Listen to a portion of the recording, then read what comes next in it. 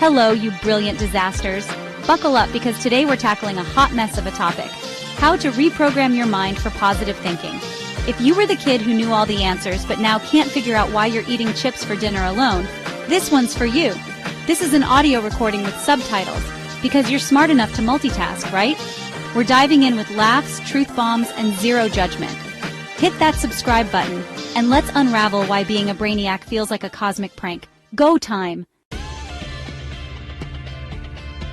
Okay, first up, let's talk about overthinking. You know, that thing our brains do better than Usain Bolt runs the 100 meters? Back in the day, our brains were like superheroes. Pop quiz in history? Boom! Got it. Surprise math test? Bring it on. We had a plan, a backup plan, and probably a conspiracy theory about the cafeteria meatloaf. But now our brains are like that friend who's always freaking out about something. Did I lock the door? Is my boss secretly a robot? What if my goldfish is actually a genius judging my life choices? And the worst part? This mental hamster wheel of doom never stops spinning. It's like our brains are stuck on a loop, playing the same 5 seconds of a song over and over again. Except instead of a catchy tune, it's just our anxieties on repeat. No wonder we're lonely.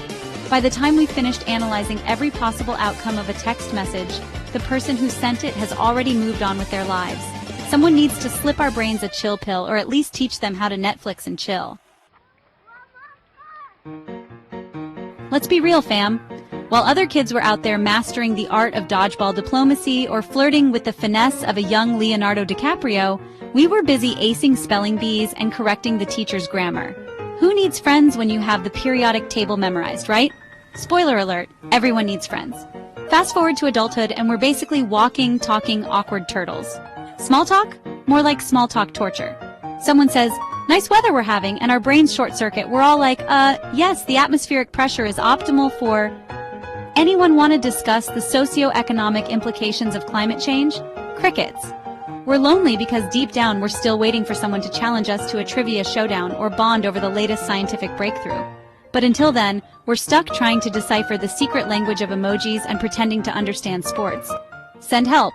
Or at least a really good wingman. Remember when teachers called us gifted and exceptional? Yeah, well, somewhere along the way, our brains translated that into be perfect or be nothing.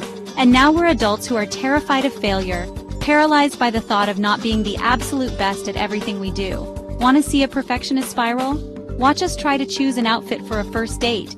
We've got more outfit changes than a Beyoncé concert. And we're still not convinced we don't look like a potato in a wig. We'd rather cancel the whole thing than risk showing up with a single hair out of place. The struggle is real, my friends. We're so busy trying to curate the perfect image, the perfect life, that we forget to actually live. Newsflash, everyone's a hot mess express sometimes. The only difference is, we're the ones with a color-coded spreadsheet to track our breakdowns. Time to ditch the pressure and embrace the beautiful, chaotic mess that is life. Let's be real, being the smart kid sometimes felt like being a unicorn in a field of horses. Sure, you're magical and all, but good luck finding someone who wants to talk about astrophysics when everyone else is busy gossiping about the latest school drama. And guess what? Adulthood isn't much different. We're still out here pondering the mysteries of the universe while everyone else is content with binge-watching reality TV. Don't get me wrong, I love a good Netflix marathon as much as the next person. But sometimes you just want to have a deep conversation about the meaning of life, you know? The struggle is that connecting with people who get us, who celebrate our quirks and appreciate our random bursts of knowledge, can feel like trying to find a needle in a haystack. But here's the thing, your weird is your superpower. Don't try to fit in when you were born to stand out. Keep shining your unicorn sparkle, my friend. The right people will be drawn to your light. Remember all those pep talks we got growing up? You're so smart, you can be anything you want. The world is your oyster. Yeah, well, nobody mentioned that the world also comes with bills, taxes, and the crushing realization that adulting is basically just trying to keep your life from imploding while simultaneously figuring out what you're doing with it. We were promised the moon and the stars, and instead, we got student loan debt and a job that makes us question our sanity. The gap between our gifted kid potential and the reality of our daily grind?